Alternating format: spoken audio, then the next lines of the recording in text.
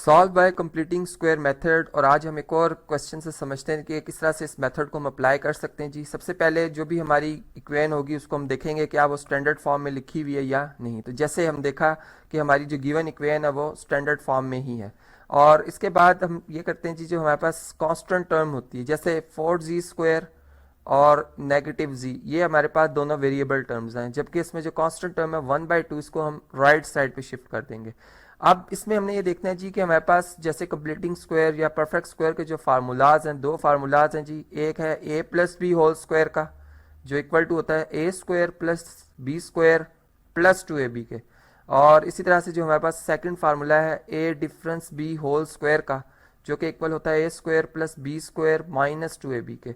अब इसमें हमने देखना है कि कौन सा फार्मूला हम इस पे अप्लाई कर सकते हैं। जैसे हमने देखा कि अगर हम फर्स्ट टर्म को देखते हैं तो ये हमारे पास ये 2z होल स्क्वायर के इक्वल आ जाती है।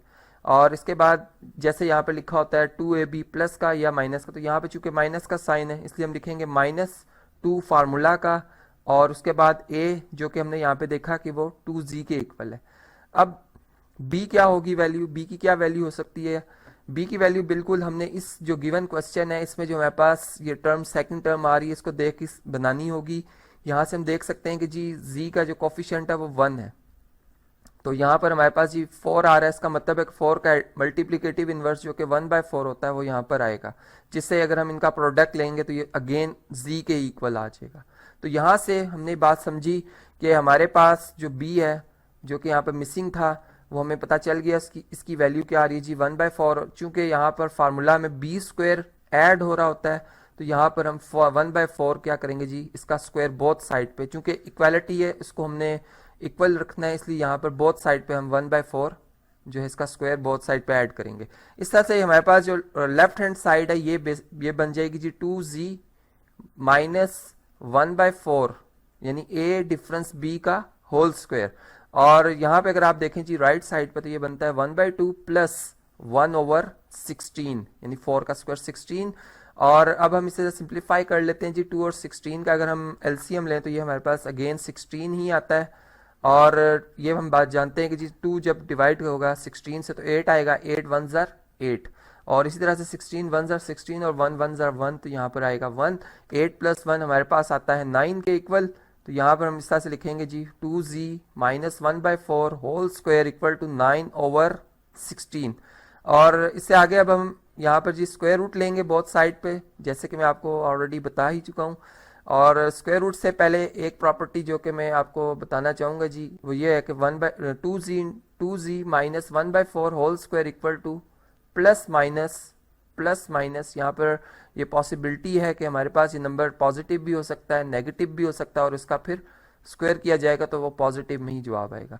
और अब हम अगर स्क्वायर रूट लेते हैं बोथ साइड पे तो यहाँ पर हमारे पास स्क्वायर रूट जो है स्क्वायर को कैंसिल कर देंगे, इसी तरह लेफ्ट साइड पे भी और इसी तरह यहाँ पर भी अगर हम लिखते हैं तो राइट साइड पे भी ये स्क्वायर रूट स्क्वायर को क्या कर देगा जी, कैंसिल आउट कर देगा। इस तरह से हमारे पास जो शेप बनती है वो बन जाएगी जी 2z minus 1/4 equal to plus minus 3/4। और अब इसमें अगर हम कांस्टेंट टर्म्स को बिल्कुल सेपरेट कर लेते हैं तो हमारे पास जो वेरिएबल टर्म है उसको फाइंड करना बहुत आसान हो जाएगा जी हमारे लिए। ये आ जाएगा 1/4 प्लस माइनस 3/4।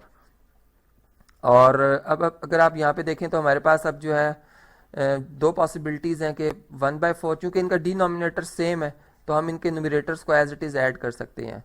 यहाँ पर ये हमारे पास फॉर्म आ जाएगी। और अब इसमें जो दो पॉसिबिलिटीज़ बन रही हैं अगर हम इनको फर्दर सिंप्लीफाई करते हैं तो ये इस तरह से बनेगी जी 2z इक्वल टू 1 प्लस 3/4 एक फर्स्ट पॉसिबिलिटी, और सेकंड जो आ रही है हमारे पास वो 2z equal to 1 minus 3 divided by 4।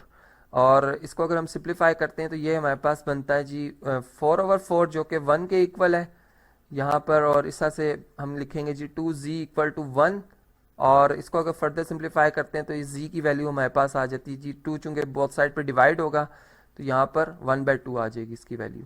और अगर हम इस साइड पे आते हैं जी इस इक्वेशन को अगर सॉल्व करते हैं तो ये हमारे पास 2z इक्वल टू बन जाता है जी -2, चूँकि बड़ी वैल्यू के साथ नेगेटिव साइन ओवर 4 और 2 1 ज़ा 2 2 2 ज़ा 4 1/2 आ जाता है। और 2 से अगर हम बोथ साइड पे डिवाइड करते हैं तो z इक्वल टू आ जाएगा -1/2 इंटू 2 जो कि किसके इक्वल होगा जी 1/4 के।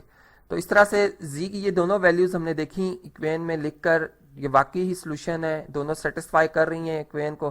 तो लास्ट में हम एक सोल्यूशन सेट बनाएंगे और इसको इन दोनों वैल्यूज को सेट के अंदर इनक्लोज कर देंगे। और इस तरह से हमने देखा कि जो क्वाड्रेटिक इक्वेशन है उसका चूंकि उसकी डिग्री 2 होती है, उसके रूट्स की तादाद भी 2 होती है। यहाँ से ये बात भी हमें समझ में आती है। तो यहाँ से ये जी क्वेश्चन इस तरह से हमारा कंप्लीट होता है।